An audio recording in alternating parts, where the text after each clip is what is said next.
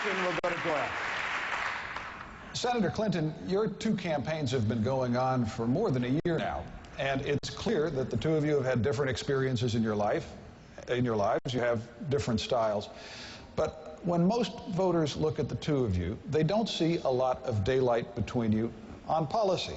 So what I'd like to ask is, what do you consider the most important policy distinction between the two of you? Well, I want to start by saying that whatever differences there are among between us now, it's hard to forget.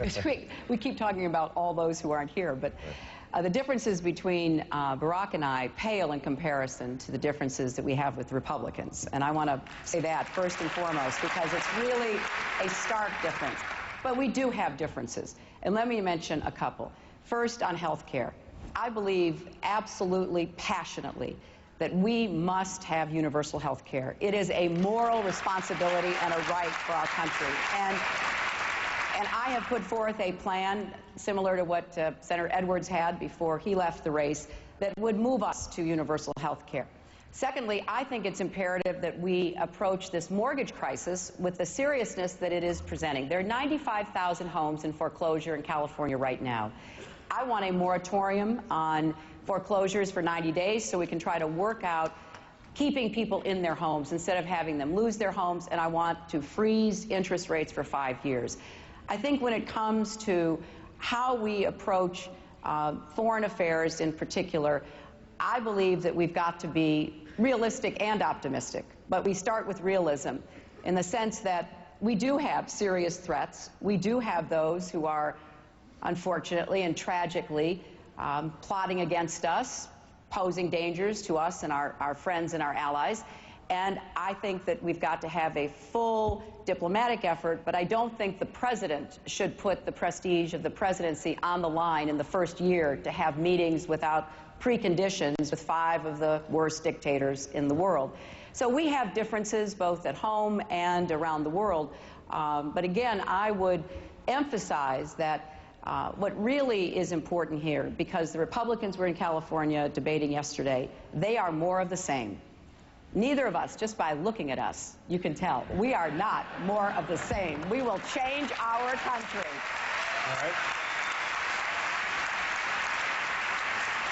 We heard Senator Clinton, Senator Obama define some of the differences on policy issues she sees between the two of you. What do you see as the most significant policy differences between the two of you? Well, I actually think that a couple of the ones that Hillary mentioned are genuine policy differences that are worthy of debate. Let's take health care. About 95% of our plans are similar. We both set up a government plan that would allow people who otherwise don't have health insurance because of a pre-existing condition like my mother had, or at least what the insurance said was a pre-existing condition, let them get health insurance. We both want to emphasize prevention because we've got to do something about ever-escalating costs, and we don't want children who I meet all the time going to emergency rooms for treatable illnesses like asthma. It is true we've got a policy difference because my view is that the reason people don't have health care, and I meet them all the time, in South Carolina, a mother whose child has cerebral palsy and could not get insurance for it and started crying during a town hall meeting. Hillary, I'm sure, has had the same experiences. What they're struggling with is they can't afford the health care. And so I emphasize reducing costs. My belief is that if we make it affordable, if we provide subsidies to those who can't afford it, they will buy it. Senator Clinton has a different approach. She believes that we have to force people who don't have health insurance to buy it. Otherwise, there will be a lot of people who don't get it. I don't see those folks. And I think that it is important for us to recognize that if, in fact, you're going to mandate the purchase of insurance and it's not affordable, then there's going to have to be some enforcement mechanism that the government uses. And they may charge people who already don't have health care fines or have to take it out of their paychecks. And that, I don't think, is helping those without health insurance. That is a genuine difference. On the mortgage crisis, again, we both believe that this is a critical problem. It's a huge problem in California and all across the country. And we agree that we have to keep people in their homes. I've put forward a $10 billion home foreclosure prevention fund that would help to bridge the lender and the borrower so that people can stay in their homes. I have not signed on to the notion of an interest rate freeze, and the reason is not because we need to protect the banks. The problem is that if we have such a freeze, mortgage interest rates will go up across the board, and you will have a lot of people who are currently trying to get mortgages who will actually have more of a difficult time. So some of the people that we want to protect could end up being hurt by such a plan. Now, keep in mind the one thing I suspect that Senator Clinton and I agree on. Part of the reason we're in this mortgage mess is because there's been complete lack of oversight on the part of the Bush administration.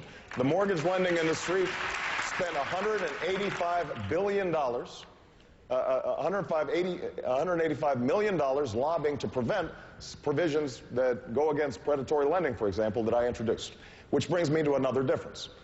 I believe that it is very important for us to reduce the influence of lobbyists and special interests in Washington. I think that a lot of the issues that both Senator Clinton and I care about will not move forward unless we have increased the kinds of ethics proposals that I passed just last year, some of the toughest since Watergate. That's something that John Edwards and I both talked about repeatedly in this campaign. That's why I don't take federal PAC and federal lobbyist money. That is a difference. And the last point I'll make is on Iraq. Senator Clinton brought this up. I was opposed to Iraq from the start. And I say that not just to look backwards, but also to look forwards, because I think what the next president has to show is the kind of judgment that will ensure that we are using our military power wisely. It is true that I want to elevate diplomacy so that it is part of our arsenal to serve the American people's interests and to keep us safe. And I have disagreed with Senator Clinton on, for example, meeting with Iran. I think, and the National Intelligence Estimate, the last report suggested that if we are meeting with them, talking to them, and offering them both carrots and sticks, they are more likely to change their behavior, and we can do so in a way that does not ultimately cost billions of dollars, thousands of lives, and hurt our reputation around the world. Those are three important issues that you both have defined where there are some differences: healthcare, the housing crisis, national security, Iraq, Iran. We're going to go through all of those issues over the course of this debate.